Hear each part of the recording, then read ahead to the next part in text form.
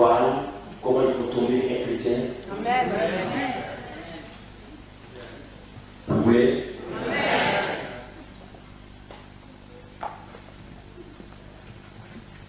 Un seul esprit ne réussit pas à faire tomber un chrétien. Jamais. Ils sont d'où? Ils sont d'où là? Il ne peut pas. Pourquoi il ne peut pas? L'enfant de Dieu a une armure très puissante. L'enfant de Dieu fait peur. L'enfant de Dieu est protégé. Il a tout à sa disposition pour ne pas tomber. Je parle d'enfant de Dieu, quand je dis enfant de Dieu, un chrétien. Je parle du chrétien qui est délivré. Il est délivré. Alléluia. Il forme une chaîne. Il se donne des mains. Il se demande des secours. Parce que chaque démon a un ministère. Chaque démon a son point a son champ d'action. Il a son point de départ, il a son point plutôt, comment on appelle ça, son terminus. Vous avez compris? Donc chaque démon va d'un point A et il s'arrête à un point B. Son pouvoir est limité. Donc il ne peut pas travailler à la place de l'autre. Il ne peut pas, vous n'allez pas voir un démon guerrier travailler à la place d'un démon mystère. Vous ne pouvez pas voir un démon, comment est-ce qu'il s'appelle? Vous ne pouvez pas voir, comment on appelle ça, comment on appelle ça, le démon de nécromancie travailler à la place de démon d'habilité. Vous ne pouvez pas voir la sirène des eaux travailler à la place de l'esprit de la sorcellerie. Non. Chacun a son champ d'action. Chacun a son domaine d'opération.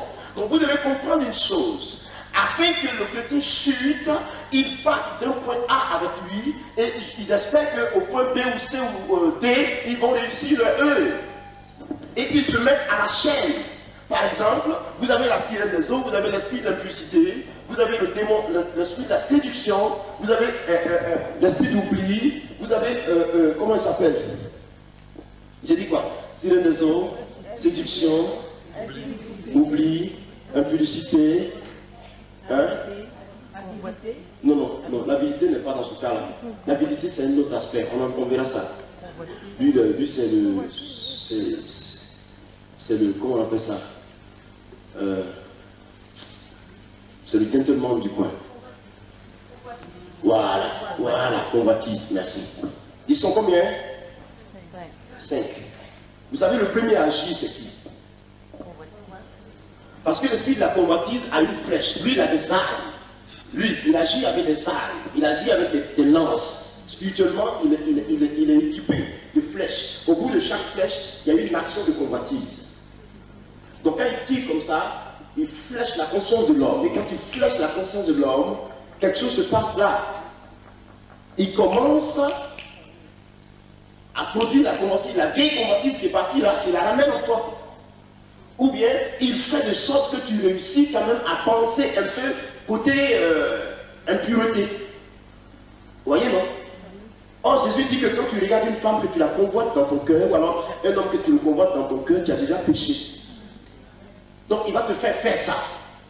Chaque jour, il va te faire faire ça. Chaque jour, il te fait faire ça. Tout ça pour préparer le terrain. Tous les jours, il te fait faire ça. Tous les jours, il te fait faire ça. Ça ne va pas. Tu t'en prier. Seigneur, pardonne-moi. Pardonne-moi. En tout cas, j'ai convoité le frère qui va. Ou bien la soeur qui part là-bas, je l'ai convoité. Au nom de Jésus, pardonne-moi, purifie-moi. Il n'y a pas de problème. Dieu te purifie. Mais la prière que Dieu accepte quand tu te serais repenti, il ne revient plus à cela. Mais il se trouve que demain, la même chose vient. Après-demain, la même chose vient.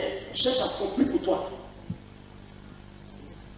Parce que la convoitise, quand elle a conçu, elle enfante le péché. Maintenant, il se peut qu'il ait trouvé une vieille copine. Oui. Le vieux gars de l'homme, je ne sais pas comment quelle année. Du coup, tu le retrouves sur le Champs-Élysées ce jour-là. Oh, tu fais quoi ici? Ça va? Oui, mais il y a longtemps, je ne t'ai pas vu, mais je te cherche. Mais il y a longtemps, ça va, je crois, mais tu es devenue belle. Ça commence comme ça. Et toi, au lieu de refuser ça, tu dis merci. Parce qu'on t'a apprécié. Au lieu de refuser ça, tu dis merci parce qu'on t'a apprécié. On t'a dit que tu es devenu belle aujourd'hui. Merci. Merci. Et c'est sérieux en toi que tu es belle aujourd'hui. Or, il marque un point sur toi. Je vous dis, il marque le point. Vous allez voir que la discussion partie. On peut prendre un faux quelque part. Vos histoires de faux que vous prenez tous les jours. C'est dangereux. Vous comprenez? Les histoires de faux là, c'est très dangereux. On s'en va. Et quand vous prenez ce faux là, c'est en tête à tête, de face à face. Or, c'est à partir des yeux que la convoitise domine. Qu'elle réussit son effet. Donc vous allez vous fixer, vous regardez. Tu sais que tu fixes le regard qui n'est pas, mais quand même tu viens regarder. C'est comme ça que les choses partent. Et ça part, vous parlez. Maintenant, l'esprit de la convoitise ayant préparé le terrain, son champ d'action se limite à là. Il appelle l'esprit d'oubli. Viens. J'ai réussi ma tranche, ton tour est arrivé. Dès qu'il vient, il prend un voile et il noircit ta conscience. Puisque l'impureté est déjà rentrée. Donc, il noircit ta conscience. Quand il a noirci la impure, il revêt ta conscience d'un voile. Et donc, dès que ta conscience est revêtue de ce voile, tu as oublié même que la Bible dit que l'impudicité tue. Tu as oublié ça tout de suite. La causerie, ça va. On peut, vous partez monter dans la voiture. Où ils vont? Ils vont où là? Tu ne sais même pas où vous allez. Pour toi, c'est un bon samedi soir. On va se défouler un peu, tout ça. Et le chrétien numéro 1. C'est lui qui est en train de partir se défouler. Et quand il part, alors la sirène des eaux vient prendre le volant. La séduction est rentrée. Ouh là là, elle est rentrée. Dès qu'elle est rentrée dans ta tête, la sirène des eaux prend le volant. Tu habites à Montreuil, mais vous êtes en train de dévier Montreuil, vous partez sur la place d'Italie. Où est-ce qu'on part? Et tu ne te soucies même pas que là où vous allez, il y a danger devant toi. Mais il part avec toi, vous allez à l'hôtel. Or, c'est son milieu d'action. Ouh là là, dès qu'elle arrive, dès que vous allez, ton cœur bat. Ah, on est venu faire quoi à l'hôtel ici?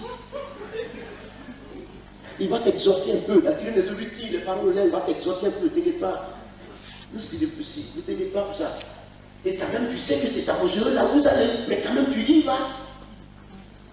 Dès que vous franchissez la porte de la chambre, hein, la première personne qui entre dans la chambre, c'est l'esprit de l'impudicité. C'est elle qui vous accueille. À tout. Bonne arrivée. Ton cœur bat, hein? Tu sais que c'est dangereux dans cette chambre, mais tu dis, sors, tu ne peux pas sortir. L'esprit de Dieu te dit, sors, tu ne peux pas sortir. Au moment où tu dois te sauver, tu n'as pas cherché. C'est maintenant que tu vas chercher à t'échapper, et finis ça. Le péché, tu vas le commettre. Il travaille à la chaîne pour faire chuter un chrétien. Et il ne réussit pas à faire chuter un chrétien en un seul jour, c'est difficile. Le chrétien qui a chuté aujourd'hui, un chrétien assis dans la foi, qui a chuté aujourd'hui, ça veut dire que depuis 5 ans, le coup a été bouté. Oui, c'est pas en un jour. Hein. Non, il ne peut pas, c'est trop facile qu'il réussisse en un jour. Le chrétien est trop dangereux pour qu'on réussisse en un jour à le faire tomber. L'enfant de Dieu, il n'est pas un homme à l'aveuglette, l'enfant de Dieu est armé. Voici pourquoi l'apôtre Paul dit, résistez au diable, il fuira loin de vous. Voyez, c'est pas à la chaîne qu'ils travaillent. Ils sont organisés, ils travaillent à la chaîne. Quand l'autre sait que son champ d'action est limité à là, il arrive à là, et puis dit à l'autre, viens. Il prend, il arrive à un certain niveau, l'autre arrive. C'est comme ça qu'il parvient à faire tomber le chrétien. Mais quand, dans toutes ces choses-là, tu as plus conscience, et c'est le péché que je veux commettre. Je refuse ça. Je refuse. Le fait que tu refuses, Ils sont tous paniqués. Pourquoi ils sont paniqués? Parce que ton refus libère ta volonté qui est en captivité de leur main. C'est spirituel ça, hein? Ton refus libère ta volonté de leur main. Parce que tu renonces, tu ne veux pas. En tant que tu ne veux pas, c'est pas possible. Entre nous. Entre nous. Soyons d'accord. Nous sommes devant Jésus. Mais parlons clairement. Quand quelqu'un vient te convoiter, toi en tant que femme, tant que tu vas dire merde, il ne peut pas. Ou bien, est-ce forcé? C'est pas forcé, camarade. Je suis né seul. C'est pas forcé. Quand je le sais, tu n'étais pas là. C'est bon. Il ne peut pas. C'est pour ça que Dieu veut toujours que le chrétien lui cède sa volonté. Vous comprenez, non? Dieu veut que le chrétien lui cède. C'est-à-dire, à lui, Dieu cède ta volonté de sorte que tu ne t'appartiennes plus, mais que ce soit Jésus qui vive à ta place. Paul dit quoi? Paul dit en Galates chapitre 2, le verset 20, ce n'est plus moi qui vis, je suis crucifié avec Christ, ce n'est plus moi qui vis, c'est Christ qui vit en moi. Vous voyez, ma vie présente dans la chair, je la vis par rapport au Fils de Dieu qui m'a aimé, qui s'est livré lui-même pour moi. Et il dit quoi? C'est pour ça que je ne rejette pas la grâce de Dieu au verset 21, parce que si la justice s'obtient par la loi, alors Christ est mort pour rien. Mais il faut que Dieu prenne ta volonté, il faut que tu livres ta volonté à Dieu. C'est pour cela que vous comprenez le combat que Jésus a mené dans le jardin de Gethsemane. Voilà que Jésus disait, si tu pouvais éloigner seulement cette coupe-là de moi. Il revient pour dire non, que cela ne soit fait non selon ma volonté, mais selon ta volonté. Vous voyez, il dit à Dieu de prendre sa volonté. Dieu prend sa volonté captive. Et parce que Jésus a été captivé, parce que Dieu avait captivé la volonté de Jésus, il a pu aller jusqu'à la croix malgré la souffrance qui était devant lui. C'est comme ça que Dieu veut que le chrétien marche avec lui. Mais nous refusons de céder notre volonté à Dieu. Dieu a pour lui et il y a pour toi que tu dis ou que tu fais. Alors à gauche, tu dis non, c'est à droite que je préfère. Mon ami, n'y va pas. Pas question, c'est là-bas que j'irai. C'est un problème. Les démons sont mauvais. N'ignorez pas ça, mes amis. Les démons sont mauvais, je dis.